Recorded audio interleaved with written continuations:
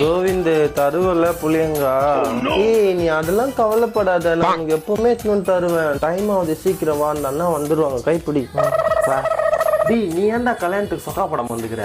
ஏய் எங்க அம்மா எல்லாம் சொக்கா துவச்சு போட்டுக்குதுடா. கை பிடிச்சிக்கோ. கை பிடி. ஏய் ஐயா வராரு.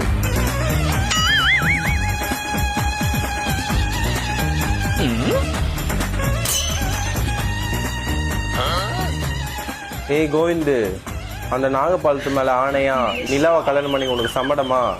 சம்மடம். நிலா, அந்த புளியங்கா மரத்து மேல ஆணையா கோவிந்த கல்யாணம் பண்ணி உனக்கு சம்மடமா?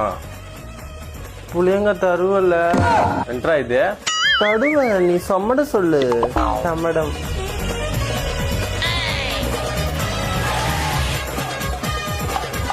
தாலி கட்டுங்க.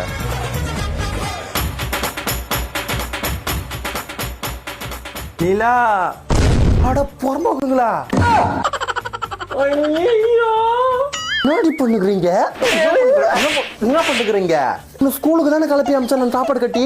ஸ்கூலுக்கு தான் போயின்னு இருந்தேன். கோவிந்து தான் புளியங்கா தரேன்னு கூப்பிட்டேன். வீட்டுல அவ்வளவு புளியங்கா கிடக்குது. நம்ம வீட்டுல இருக்க புளியங்கெல்லாம் காஞ்சு போய்க்குது. அவன் இனிப்பு புளியங்கா தருவான். அப்படி பரதேசியா வீட்டுக்கு படி. நீங்க தான் ரஜினியா? அந்த படையப்பால வருவாரு, ஆசீர்வாதம் பண்றவரா நீங்க தான்? உங்க அம்மாவோட சொல்லவா?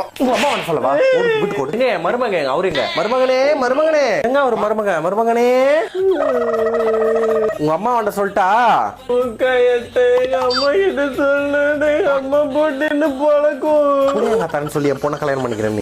நான் இல்ல ஃபர்ஸ்ட் அது உன் பொண்ணு ஜெகனை தான் கல்யாணம் பண்ணிக்கிறேன்னு சொல்லிச்சு. அப்புறமா தான் நான் 10 புள்ளைங்க எக்ஸ்ட்ரா தரணும்னு என்ன கல்யாணம் பண்ணிக்கிறேன்னு சொல்லிச்சு. ஐயோ அடி புளியங்காக்கு செத்தவள.